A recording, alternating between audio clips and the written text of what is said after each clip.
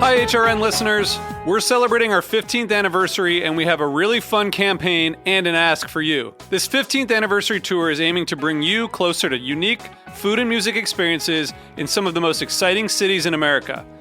All the while, we're raising funds to support our work empowering the next generation of food systems storytellers through our fellowship programs. Here's how it works. Donate to HRN and be entered into a raffle in the city of your choice to win a dinner for two at a noteworthy restaurant and tickets for two to a concert at a prominent local venue.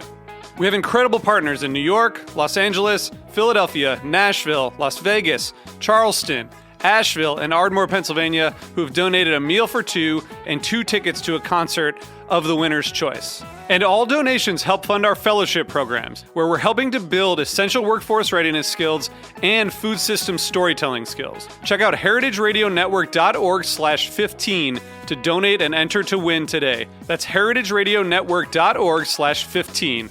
Thank you. You're listening to Heritage Radio Network. HRN is food radio supported by you. Learn more at heritageradionetwork.org. This episode is brought to you by Cheese State University. Cheese State University was created for dedicated cheese professionals seeking to deepen their knowledge, sharpen their skills, and build connections. Join them in the Ivy League of cheese education at cheesestateuniversity.com.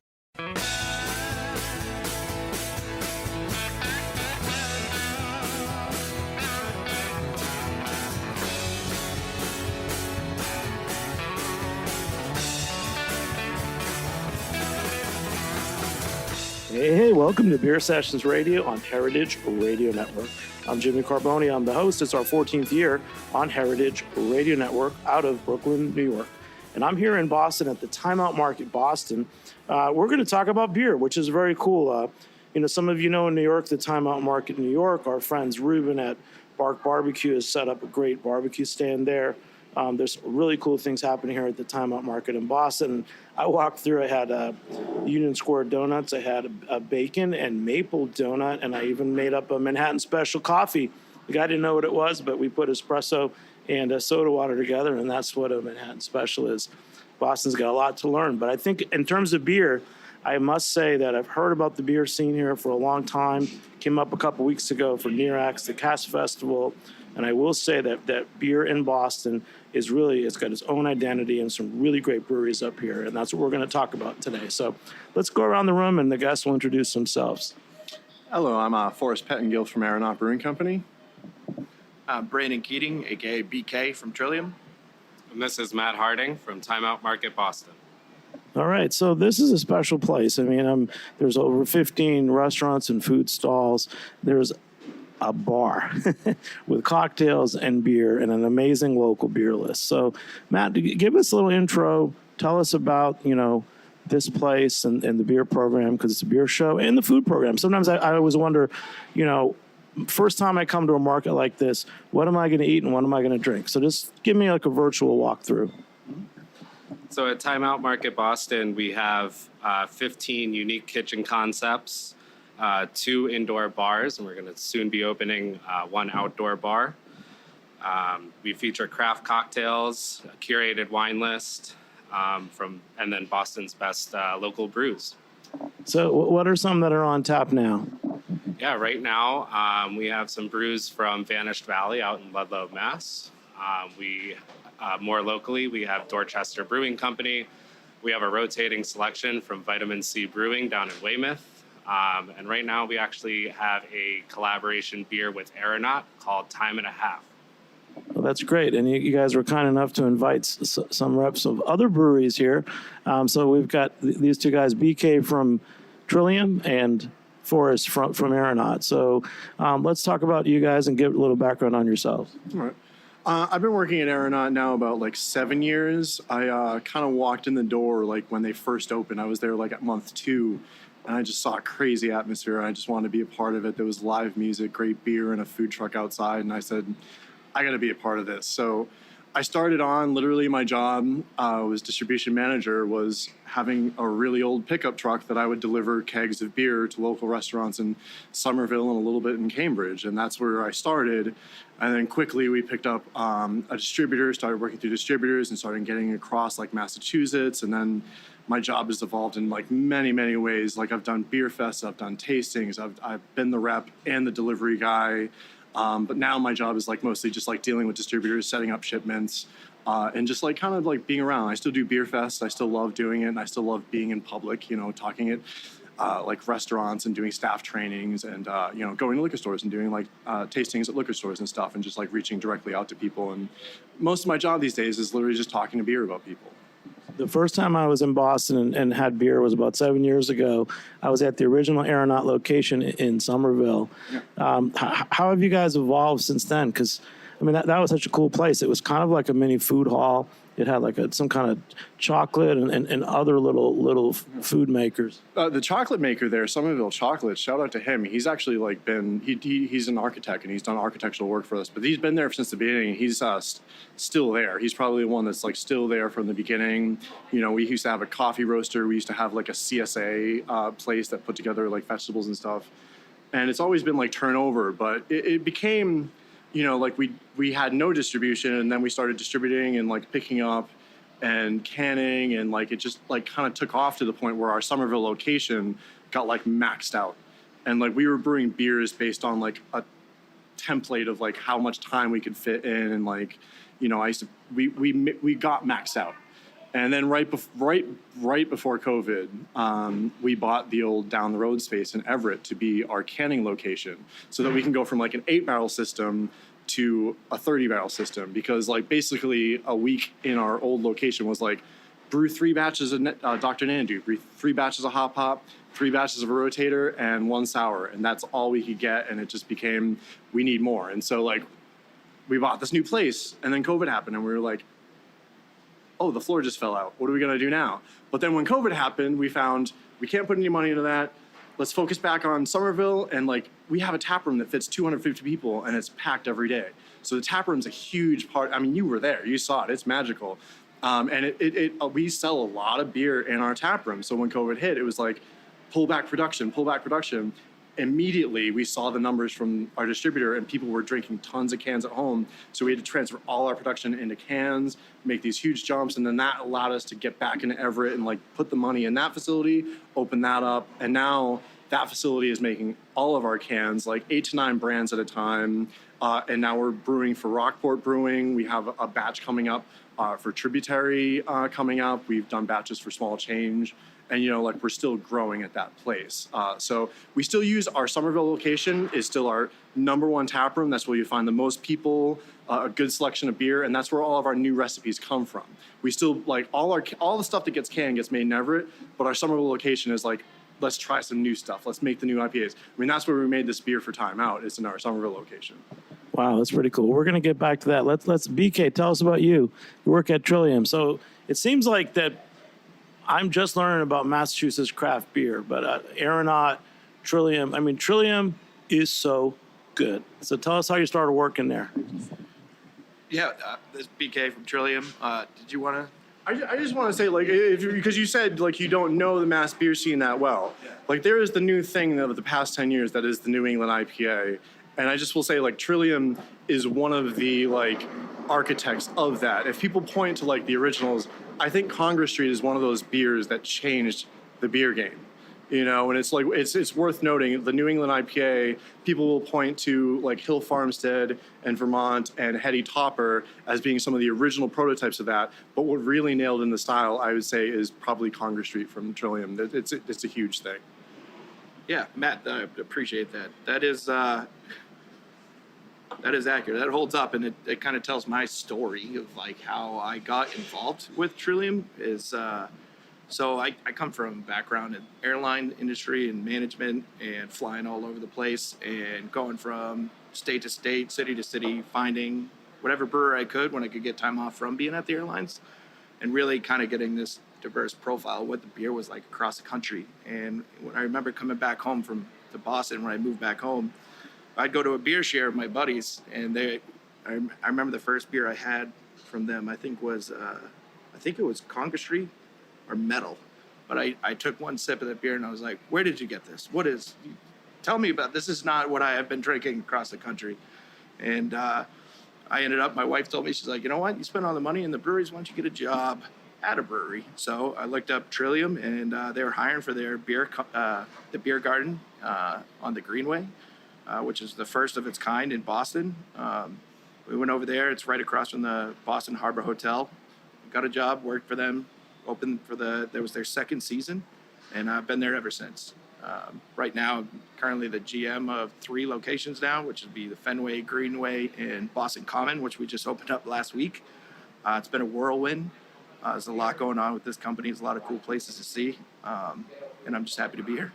And he's wearing a Trillium T-shirt. He knows how to represent. So back to Matt, off the script. So you tell me about you. So you're a pro. You went to a culinary hospitality school. Talk about your background, because I know you know your stuff, because this is quite an operation here with 15 food operation. Yeah, Matt from the market. I have a strong restaurant operations background. I've been in the industry for 14 years. I started off in the back of the houses. My family owned a restaurant, so I was washing dishes and making pizzas. And then I started working in the front of the house and found that I loved, like curating lists of cocktails and beers and wines. And I decided that I wanted to go to school for that, to learn how to do it in the best way possible. So I went to Johnson & Wales in Providence, Rhode Island. And after that, I moved up to Boston, and I found a home here at Time Out Market. And I started off as the lead bartender for the market, and throughout the few years, I've worked my way up. I'm currently the assistant general manager, and I do all the curation for our 2, soon-to-be 3 bars. Great. So what does someone have to do to sell beer to you? You have to be able to keep up on the supply, to be honest. We really crank through beer here. I know that from Aeronaut alone, we're probably going through, in the beginning of the summer now, about 9 half barrels a week. Great. So tell us, I know you have a festival coming up. Talk about that, and then we can talk about the collaboration with Aeronaut. Yeah, we have a beer festival coming up on May 20th and 21st.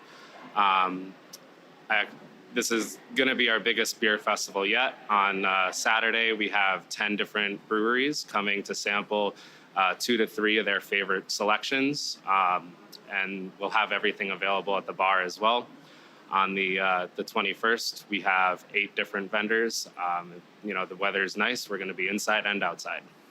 So how does it work? Do they go to the bar and get the beers? Do you have samples? Do you have stations? How do you set up a beer festival here in this food hall? There'll be stations around the market, both inside and outside, where the representatives from the breweries will be present to, pour off the samples and talk to, our guests about their brands. And it's a great opportunity for them to gain feedback from the public on the brews, and to, for the guests to expand, what they know. Yeah. Are there a couple beers that you're looking forward to trying? Oh, yeah. No, we have a great lineup. So a few of our guests will be Vanished Valley, Aeronaut, Kettlehead, River Styx, Oxbow, of course, Aeronaut, Dorchester Brewing. It's going to be a packed house. Oh, it's great. This must be a great place to sell to. I mean, I love coming. I've done like 2 beer fests here with Matt. It's a great place to sell to, because honestly, it's like my favorite stop. If I'm going to go somewhere, an expensive meal on Aeronaut, I'm going to Time Out Market. And that's what ended up, you hear so many times, we used to come down and be like, hey, Matt, I'm coming down for that. And maybe we'll talk about beer. But I think I love the beer fest here, because one thing about I like being out, when I do liquor store tastings, you can point people right to it. When I'm here, there's a lot of people that came here to drink beer, but I can also be like, hey, we're right on there. And then they'll go straight to the bar after. And it's like nice kind of pointing them in that direction. And obviously you get a lot of feedback in a place like this. There's so many people coming through, like you said, like they come and tell you like what they like and what they don't like. And it's just like a good way to get information out of people and see what's working. All right. And the collaboration beer. The collaboration beer, well, this was really fun because like we got to come down and I brought down a couple of the brewers with me. And it was just like, hey, like Matt, like what do you guys want? Like what sells well? And he came to like his basic idea was, we want that kind of fruity, and he threw out the word kind of like tiki vibe. And so we kind of went straight for like tropical, like he wanted that hazy IPA. The malt bill is like pretty standard to what that is. It's just like 2-row, like a little bit of white wheat and oats, as many IPAs of the style. But like really it was the hop choice. Like if we're going for tiki, we want to go for that tropical. And the first thing we thought was like Galaxy hops. Although I would say like the last couple of years, Galaxy hops have not been as tropical as they used to be. So what we did is we kind of went with these strata hops, a very small touch of Galaxy, and Mosaic. And so I think like what this gives the beer is like that strata hop and that very small touch of Galaxy gives that kind of tropical pineapple-y vibe that you see in lots of modern IPAs. But then those Mosaic hops kind of give a little balance. And like years ago, someone told me like Mosaic hops have a tasting note of like passion fruit and papaya. I remember not seeing that at first, but like the more I drink of it, especially when you get the New England IPA where you take away a lot of the bitterness of the beer and you have this overload of like fruity hops, I think it comes through. And like, we wrote like, notes on this beer would be like pineapple, passion fruit, papaya. But like when you kind of mix that together, like I get like a kind of touch of this like kind of pink lemonade kind of thing, but it matches that kind of tiki feel that we were like going for, that he was going. It's very fruity. It's kind of like a mixed like berry pineapple thing going on with like a very low bitterness and a little bit of sweetness. Like I think our IPAs, we've been going a little bit dry, but Matt, we actually brought Matt to the brewery. We did like a 1-barrel prototype that we served at our brewery so that like Matt could like kind of taste it. We brought a couple of people there and I brought him crawlers here to try. And he said like, yeah, can we go like a touch sweeter? So then we like kind of touched up the recipe, added like a touch more sweetness in there just to kind of give it that vibe. And the beer came out great. Like I'm always terrified of things like that because like brewing is very like you can know what you're doing, but like you never know what you're gonna like, and so like when I got that final product out of the Bright Tank, I just remember being so relieved, like, oh, thank Christ, it's pineapple, it's fruity, it's everything we said it would be. Like, So Matt, tell us about your experience. This is the Time Out and a Half hazy New England IPA. You wanted this style, in your words, helping to make this beer. Yeah, what I really wanted to be able to offer is a beer that's going to complement our summer cocktail list, but staying true to being a beer. We live in New England, and so why not a New England IPA? It's, wildly popular here. It's, our top 3 selling beers right now are New England IPAs. So what we really wanted to do was try and offer something that is unique to us and is exactly what we wanted. And I think that it really, hit the nail on the head. That's great. Tell me about your system. So you have 2, maybe 3 bars. How do you run your draft, and how do you also do the service? Like I was outside, there's bussers, who keeps track of the glassware and everything else?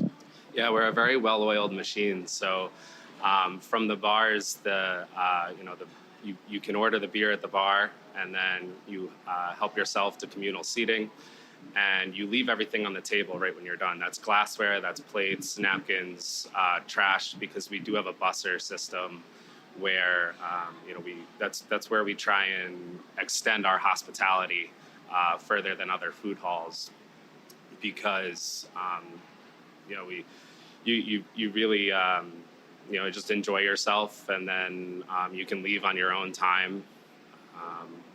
As for how our draft systems work, our 2 indoor bars both have 16 lines. It splits off in the middle of the market and feeds both the bars. So all the beer is coming from one keg. So you're getting the same beer, literally the same beer on both bars. We also have a massive glycol system to keep everything cold in the floor. Our lines are really long here. So ordering for beer at Timeout Market, we have a par system where in our giant walk-in cooler, that's where the product gets delivered. And then we have a separate keg room, which has 2 backups of each beer. So we have a constant rotation. And, you know, like I said, being well-oiled when you're doing the volume that we do is incredibly important to, you know, hospitality in the end, because you don't want people waiting. About how many half barrels do you have in stock at one time? Like, say it's a Thursday, getting ready for the weekend. Yeah, I'll probably have about 50 half barrels in-house between those 2 rooms. You like the sound of that, don't you guys? BK, you're sitting there. You're just across. So you're not in Timeout Market Boston. You're Trillium Fenway. Tell us what's different about it. But I'm sure you come here and get your food, don't you? Of course. So yeah, we're located about 15 feet right across the walkway. We're still in the same footprint as Timeout Market and 401 Park. Please come by. We're a little bit smaller in nature. If you haven't looked outside, you can see it's a much smaller tap room, but it is small but mighty. It's a greenhouse-inspired indoor-outdoor tap room. So when you come in, you notice it's the fishbowl effect. It's literally glass all the way around and steel beams. It's a beautiful, very easy on the eyes with some nice plants growing. You can be outside on the patio, or you can be inside in the tap room enjoying, but you can still see everything that's going around you, especially in this very busy community, whether it's during a Red Sox game or a concert at Fenway, or just coming in to grab some grub or go ice skating in the winter. Anything you can do inside that tap, you can see what's going on. And it's a little bit different from what they're doing in here, but again, it's kind of a harmony of what's going around in this neighborhood. And our favorite thing is when you can come in, you're sitting down having a delicious beer from Trillium, is people always ask us, so, you know, like, what kind of food do you do here? And we do have some packaged snacks and stuff from local vendors that we take, but we like to say, hey, you know, you scan this code from Timeout Market, it's going to bring up all of their vendors and they can pick their food from there, order from the app, and then it texts them right away saying, hey, your food's ready, come grab it. And it gives you the capability, if you want to have Trillium beer, but you want to have Timeout food, to be able to do both. And vice versa. If you're coming down to the Timeout Market and you're like, oh, you know, I really want some Trillium beer. Well, you know, the beer inside Timeout Market, very, very good. But you could do both if you want. You know, like, it's great. Let's put your sales hat on. Let's taste some of your beers. And Matt, and we're going to go around virtually go around the market here. So right now, I just had your great New England IPA collab. You know, what you're hungry, because I'm hungry. What should I have with it, Matt? You can name favorites. It's okay. Yeah, the fried chicken from Bisque is amazing. You know, we have great reviews on that. If you want something more spicy, if you're looking for a spicy fried chicken sandwich, that's available at Mrs. Cluck's Deluxe. We also have an Asian food bowl concept called Inshu. So you can start off with either rice or greens and then add the toppings. You know, they are curated bowls. You know, so if you wanted something a little spicy, I would recommend that. You know, checking out Michael Schlau's Italian Kitchen. If you want pasta, they have a great chicken parm, huge portion. Highly recommend that. Yeah, and then on the way home, you can definitely stop at Union Square Donuts and pick up a box for your family. I did like the bacon and maple donuts at Union Square Donuts. Thank you. Oh, yeah. And then for you, what's your pair and walk around? I mean, I live by Union Square Donuts, so I used to do that a lot, but I also get it at home. I find myself at Mrs. Cluck's a lot. But I like the beauty of this place, you know, you get to come here and everyone orders something different. You know, when I came down with the brewers, like, we all went to a different stall and like got something. When I come down with my partner Flora, like, we get 2 different things from 2 different restaurants and we share, and it's like all high quality food. Oh, cheers, guys.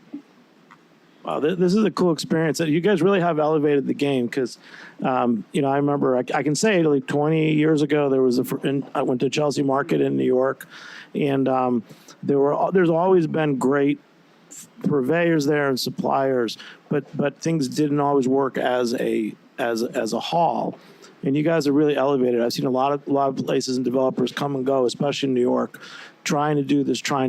And what's the secret of the success here? Because it's not a cafeteria. I think that's what most people don't like about a food hall, and it's not just takeout and sitting at a picnic table. Our secret to success is the elevated level of hospitality. That combined with just great product, like the food. We use great ingredients at the bars. We use great ingredients. We're built for speed, but we're also built for quality. From the hospitality standpoint, we have management on the floor. If you need anything, we're there to help. And in other food halls, in my experience, you don't necessarily get that level of service. How do you curate the food? One of your crew mentioned that someone had a food truck and got elevated to being one of the stalls here. We curate the food concepts based on who's best in the city right now. So all of our food concepts are owned and managed by who Time Out Media considers to be the best in the city. And this is really a microcosm of their brick and mortar restaurants that's more accessible to the public. You don't need a reservation to eat here. So you can eat at food from some of Boston's best chefs in a really casual and affordable environment. So your beer selection, someone said that's hard to get South Shore breweries like Vitamin C in Boston. Why is that so, and how do you get them?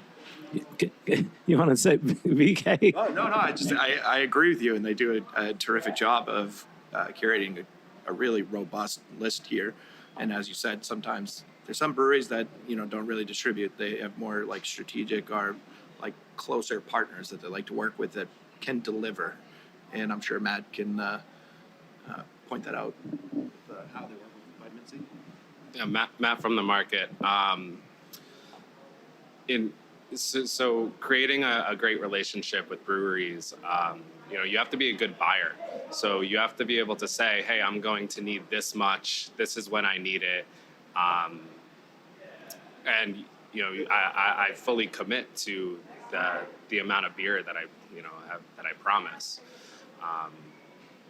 So a lot of the smaller breweries in Boston, the holdup is the volume. So so everything really needs to be allocated to us. But it's important that I'm able to tell them, hey, this is how much we need, and so that they're not overproducing. So how far out do you order your beer and make those plans? I try to give about 2 months heads up.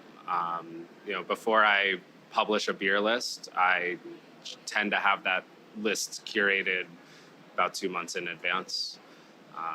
And I think that another part of, getting some of the smaller producers to work with us is that they know that their product is in good hands and that we're going to represent it in the right way. We have very clean beer lines here.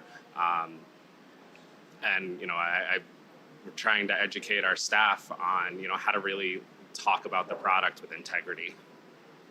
I'm sure you guys as beer reps go through this, but, as an industry professional, I'm always amazed at places I go when I do find a really good draft and clean lines and I can appreciate the beer, I always go back. But there's a lot of places that just don't get it, whether I'm in New York or Massachusetts. How important are the clean lines? And we'll come back to Matt, and he'll give us a few secrets about what they do. For you, how important are clean lines? Because it's like you go out and you see a beer that but the lines aren't cared for, and then I won't even drink anything in that case. Yeah, I think it's very important. It just reminded me, like a brewery that's no longer with us from Massachusetts was an early one, Pretty Things. I met those guys when I started, and those guys showed me like how crazy you can be in the craft beer. They would go to restaurants and clean their lines for them. Like that's how so into it where they were. But I think it's very important because I've been to places, without naming names, that like I know don't clean their lines, and sometimes you go and taste your beer and you're like, which beer did I sell them? Like, because it's a thing, like, and it's important. Like, we get our lines cleaned at the tap room all the time. Like, I can tell you right now, like, this happened like a couple weeks ago. We had a fruited sour IPA with like pineapple in it. The beer we put on after it was just a regular IPA, and everyone kept telling me they tasted pineapple because like the lines hadn't been cleaned yet. And it's like especially with those big beers, like if you put a big dark pastry stout on your line, you put a barrel aged beer on your line, you put a Brett sour beer on your line, it's going to affect the next beer that comes through for like a bit of time. It really does like build up in there, and you will get flavors from other beers if you don't really do that. And it makes a huge difference. Yeah. Shout out to Modern Draft, who I know we all know they're best in the industry. Maddie, how you doing, bud? So I know you guys use them here too. So I mean, it's like if you're not using them, you're not playing the game right. You'd see that. From what I hear, everyone's like, "Oh, they cost too much money," and I'm like, "Yeah, well, it seems to be working for all of us here." They do a great job, and they will replace your lines, and they will replace parts for you. Huge shout out to Modern Draft. So, man, like if you ran like a jalapeno IPA, you're not going to get that spice out. If you had a Rauk beer, you're not going to get that out, right? The Rauch beer is a bad offender. If you put a smoked beer on, the next beer on is coming out smoky. Matt, tell us about cleaning your lines, because it's part of the management, and then I'm going to come back and ask you more about your training, because I got a lot of respect for you. Yeah, I mean, it's Modern Draft. We use them here too, and they not only clean the lines, but they're cleaning the spouts, they're cleaning the couplers, all those things that are sometimes ignored, especially if you are trying to clean your lines yourself. Chances are you're not hitting those details that, are still in contact with the beer and still have yeast buildup.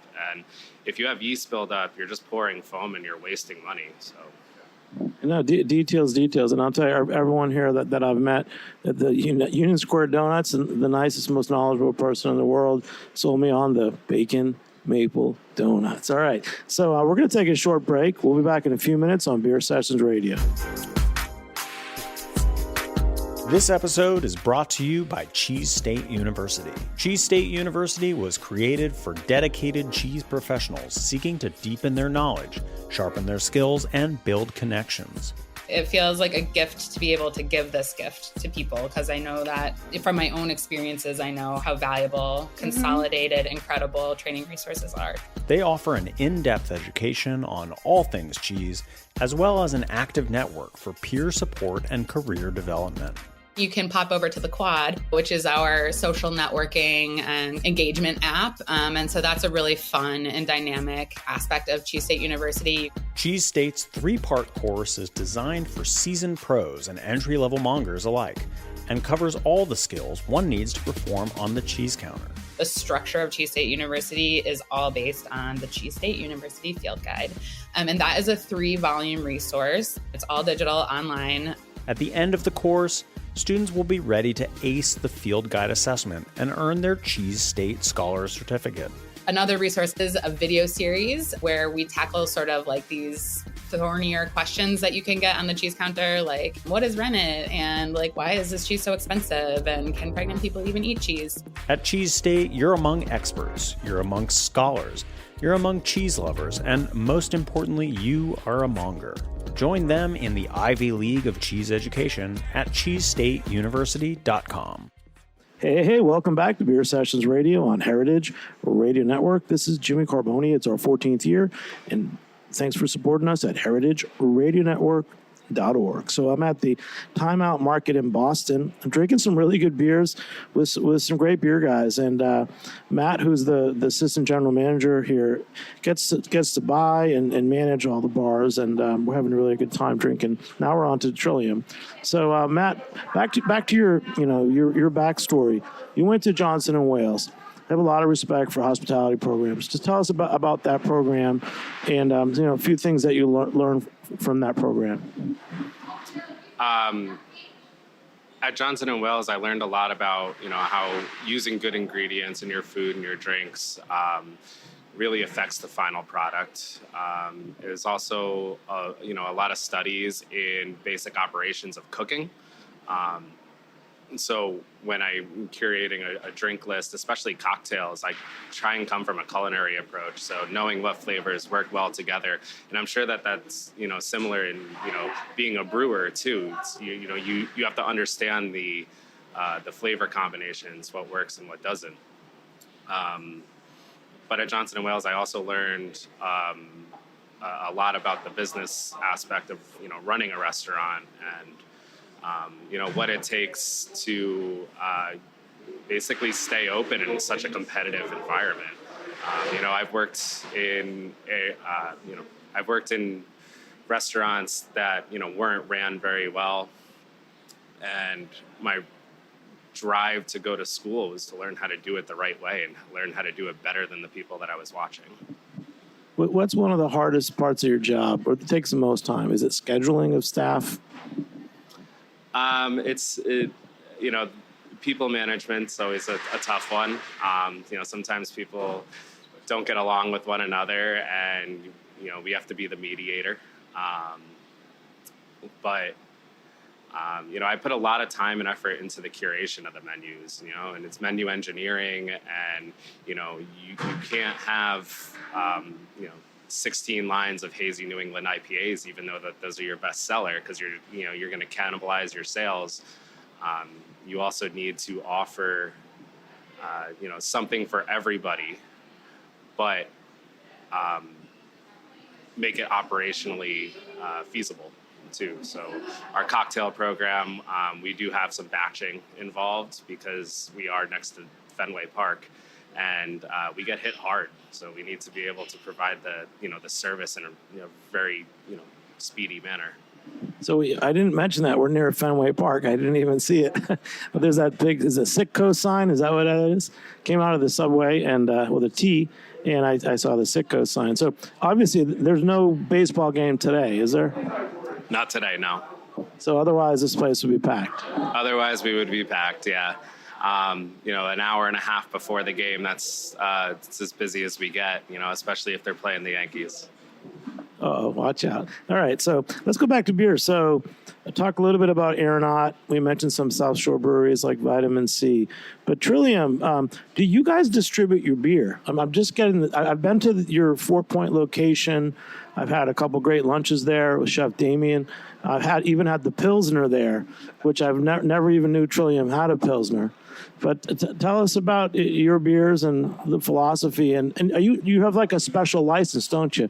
Are you some kind of Massachusetts state farm brewery or something like that? I'm not sure exactly what's going on in Massachusetts, but you guys do a great job. Say like it's a special license, but it's I think where we're trying to get to is it's a New England farmhouse inspired brewery that basically started, in the concrete roots of Fort Point, which is more like an industrial area, but how far that's come from where it is today.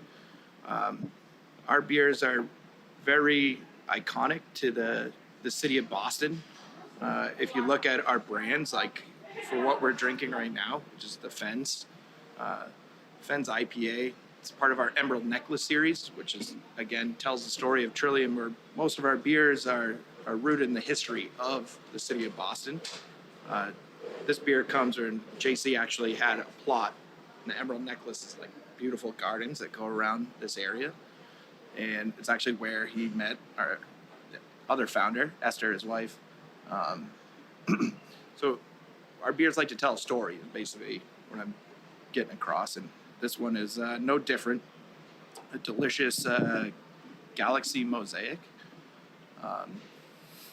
IPA coming in at 7%. You're going to get big notes, tropical, right off the note, maybe some mango juice. You can smell that. It's nice. But the big thing is it's just as smooth as it gets with that pineapple finish. And that's really showing off our Galaxy hops that we got in just this year. Like you were alluding to earlier, Galaxy's had a bit of a negative connotation to it in the last couple of years. And, I'm not sure why, but coming in now this year, we're really pleased with this hop that we got in today. We're really showcasing it, especially with this beer in this neighborhood with this name. It sells really well, especially during Red Sox game, which unfortunately we don't have today, but they're in Atlanta. I'm sure they'll do well. Yeah.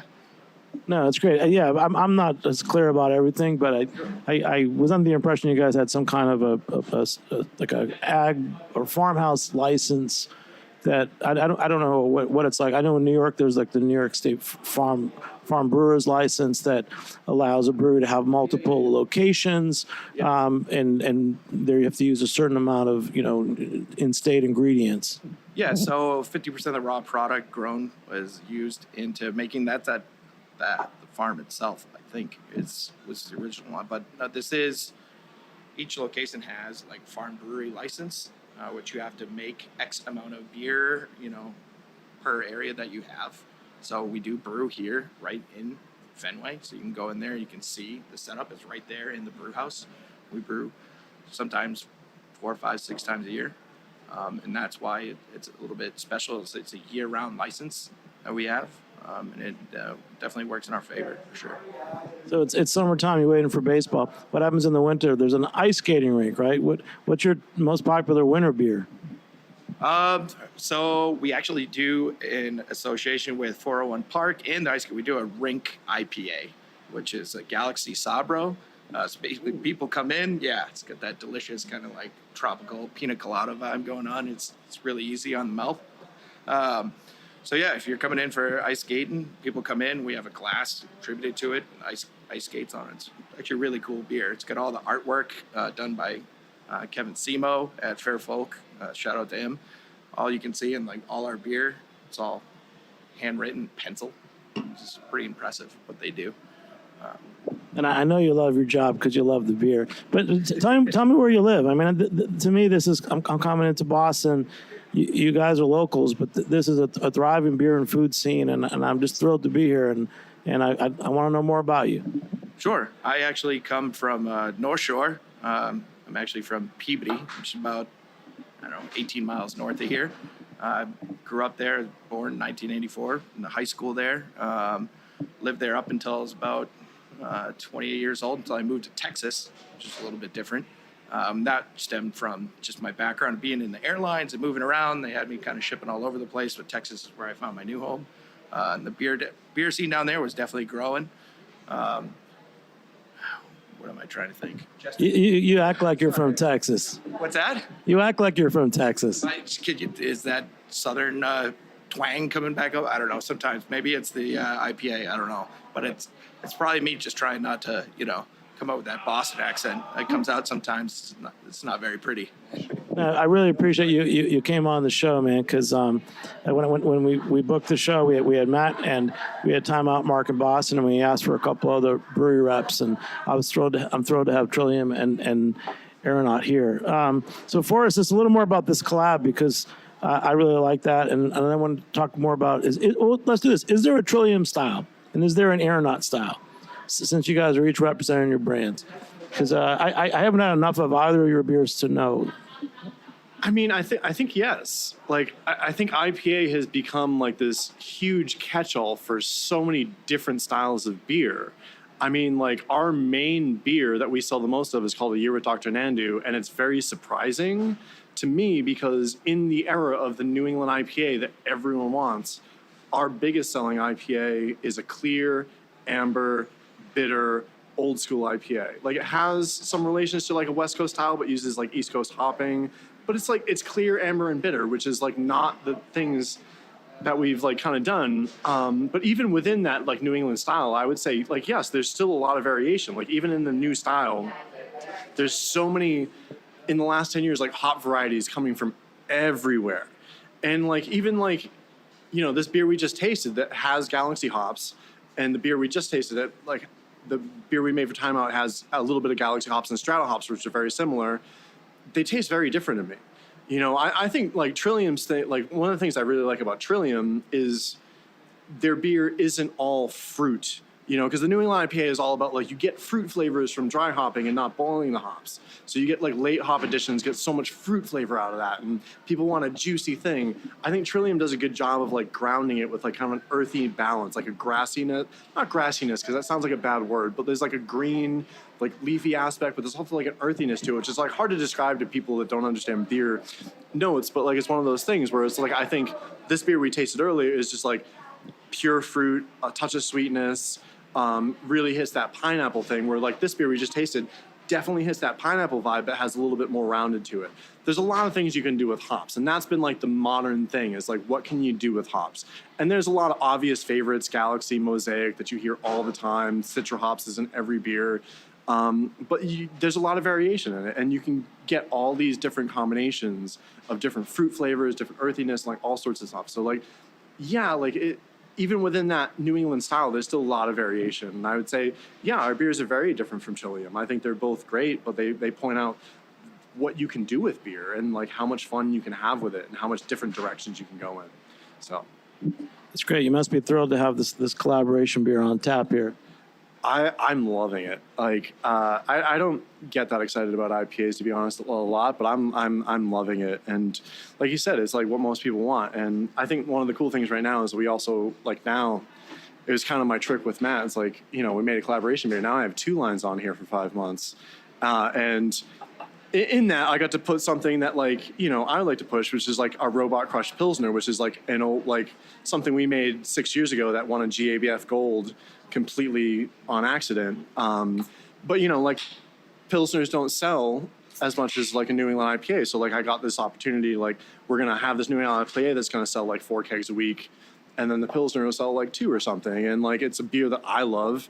And, you know, like, going back to Time Out, like, one of the things I love about this place is, like what he said, he doesn't just put all New England IPAs and just the stuff that sells. Like, he's got a really well-balanced menu from across the state. And that's what I appreciate as a beer lover, is I get to drink a lager, I get to drink an IPA, I get to drink a Saison, and then I can go home and I got variety out of it. And I think Matt does an incredible job of bringing that kind of vibe of like getting the full spectrum. What's another brewery that's on tap here that you as a Boston beer guy love to drink?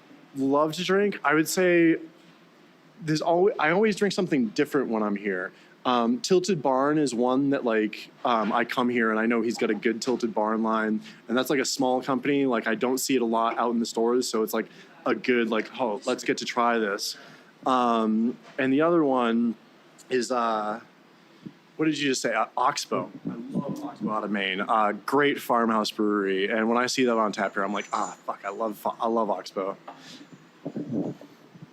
And my favorite beer, I love the rotating selection of Vitamin C's beers that we're getting. You know, I don't even tell them what to send. They send me whatever they want, whatever they think's fresh and awesome. So, you know, there's a good chance that you can have different beer, you know, in the same night. That's really cool. I think you're curating it like it's a little boutique beer bar. You're doing a great job, man. And then, okay, back to beers. I had my New England IPA, my other IPA, but I guess my palate is ready for lagers. So tell us about this one, because you just made me smile. I'm ready for lagers this summer. Yeah, it was a perfect kind of like segue into, he's talking about Pilsners and lagers, and, you know, and don't get anything wrong. New England IPAs are delicious. But I feel like any natural growth from going from hazy boys, you get into the crispy boys, right? So this beer we have for you here is our Hellas Lager that it's called Central Artery. Anyone familiar with Boston? Is basically where the Big Dig comes from. Where that is centralized, where our first, what we talked about earlier, the Rose Kennedy Greenway, is where our beer garden, the first of its kind in Boston, came from. And we needed to come up with something that when you're sitting under the sun and it, you know, it's a little bit hotter out, and you need something crisp and refreshing. Here we go. We got you our Hellas Lager, bright, refreshing. You get those beautiful, fresh baked bread right on the nose. Yes, but the beautiful finishes in the noble hops that we use in this give you that kind of like wildflower kind of finish and essence, but still those toasty notes. It's crisp, refreshing. Cheers, boys. Cheers. So this is like Yankees versus Red Sox, right? You got New England IPA and you got Hellas Lagers. All right, we're going to wrap it up. I really appreciate taking the time with you guys. I know you're all industry pros. We're here on a Tuesday. It was a 3 o'clock recording, so I know that's kind of in between lunch and dinner, Matt. It's always a good time to have a couple of beers. Anything else you want to say about the timeout market in Boston? Yeah, you know, if you're headed to a Red Sox game, you know, make sure you stop in. You know, we're a very low pressure atmosphere.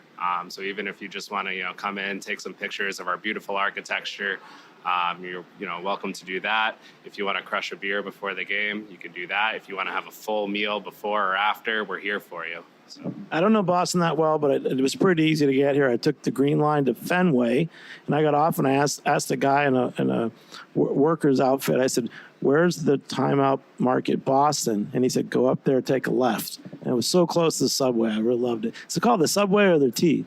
It's the T. Oh man, I kept calling it the Subway. That's why I got lost. All right, your final wrap up, brother. Yeah, no, thank you for inviting me today. Trillium thanks you for that. And I'll say, if you're coming in to the city of Boston, you're looking for, a delicious craft beer made in iconic history, Boston, you want to try Trillium, that's for sure. And if you can't find parking or that's not something you like to do, you can always go down to our Canton Brewery, which is located just about 18 miles south of Boston. Feel free to go check it out. One more time, I'll say it. The Green Line to Fenway, you're not even like 100 feet from the T stop here. I mean, this is the easiest commute I've ever had in my life. You got to come here and drink beer. All right. As far as from Aeronaut, I just reiterate, I mean, this is like the place to be. Like, I love coming down here and expensing a meal and like having good food. Like when they say like this guy's curated the menu and these are the best food in Boston, like that's not an understatement. Like these literally are the best restaurants in Boston. And if you want to like go and explore other areas, you can look at where these places actually are around town and go out and find it. And I think you've done a great job at Timeout of like, hey, this is Boston. This is our food. This is our beer. This is Massachusetts. Here we are. We're right next to Fenway. We're right next to Trillium, which, I'll give it up to Trillium. They're like a huge brewery for Massachusetts. And it's a great place to be. Like, come down here, get some food, get from different places, and grab a beer, and then go visit Trillium. And if you're ambitious, get on the Green Line that opened up in Somerville, and you can get to Somerville, location of Aeronaut. So, everything in Boston is accessible. And we thank you, Matt, for including Massachusetts in your list, because I think you do an incredible job. Yeah, happy to do it. And, if you're drinking beers at Timeout Market and you want to take something to go, you can stop at Trillium and take a case home for your fridge. All right, and so we're wrapping up. I had a couple of beers, and I'm starving. What should I get now? Because I got to eat some food. Because you've been drinking fried chicken. I like Taqueria El Barrio, good friends of ours. They helped us out in many different ways, but if you want to try some tacos al pastor with their handmade flour tortillas de arenas. All right, that's the winner. Okay, so guys, thanks so much for joining me here. Matt. Brandon, BK. Forrest Penn. And I'm Jimmy Carboni. I'm the host on Beer Sessions Radio. Thanks to our engineer, Armin Spengen, who's going to clean this up. And we'll catch you next time on Beer Sessions Radio. All right. Thank you, guys. Beer Sessions Radio is powered by Simplecast. Thanks for listening to Heritage Radio Network. Food radio supported by you. Keep in touch at heritageradionetwork.org/subscribe.